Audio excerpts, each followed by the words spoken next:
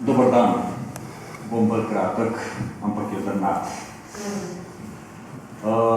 Danes sicer nimate praznika svojega zavetnika, Maga Farna Cerkev, tako da vsem tonetom, tončkam in podobnim najprej ene iskrene čestitke za praznik. Je pa ta praznik povezan tudi z našo župnijo in s tistem, kar že 4 leta hodim tukaj pred vas in vam pripovedujem, kaj se dogaja, kaj se premika in se je premaknilo skoraj do konca. Nisem kaj dosti pripravljal, kaj bi vam povedal, ampak imam tukaj le pred sabo en dokument, na katerem piše pogodba o nakupu orgel. Takrat, ko smo ga dobili pred sebe, smo ga različno sprejemali. Eni z veseljem, z navdušenjem, drugi skeptično. Bo, ne bo, kaj je, kaj se dogaja. Ampak, zakaj sem pa nesel ta dokument? Ta dokument pa na koncu zapis, da je bila pogodba podpisana na Brezovci, na god svetega Antona Puščavnika 17. januarja 2012. 4 leta. Za nekatere mogoče dolga doba, za nekatere kratka, naporna, težka, razmišljujoča, kakršnakoli.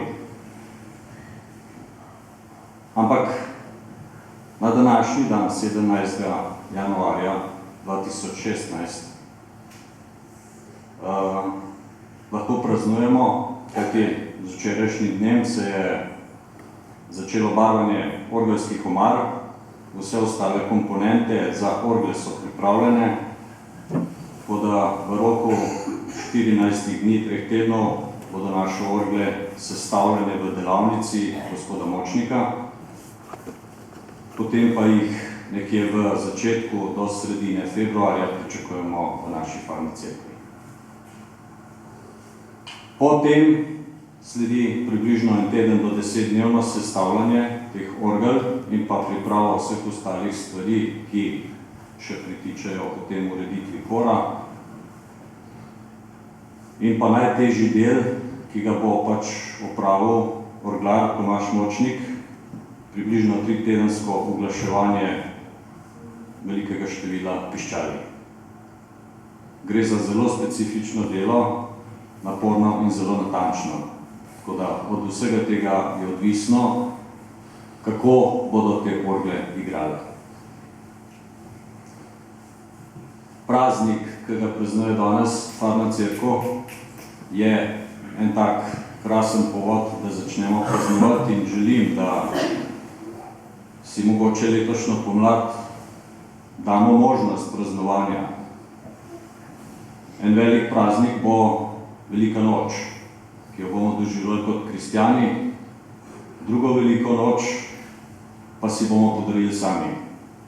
Kajti nekako je planirano, da 1 teden po veliki noči, to se pravi na belo nedeljo, pričakujemo blagoslov naših novih orgel.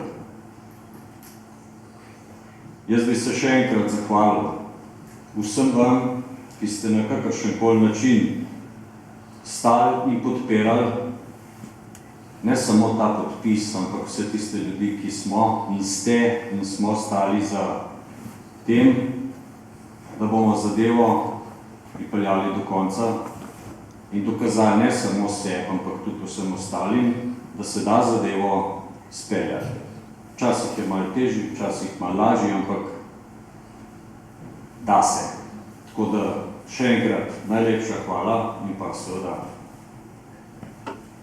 želim, da se z veseljem veselimo, ko bodo te nove orgle zaigrale. Hvala.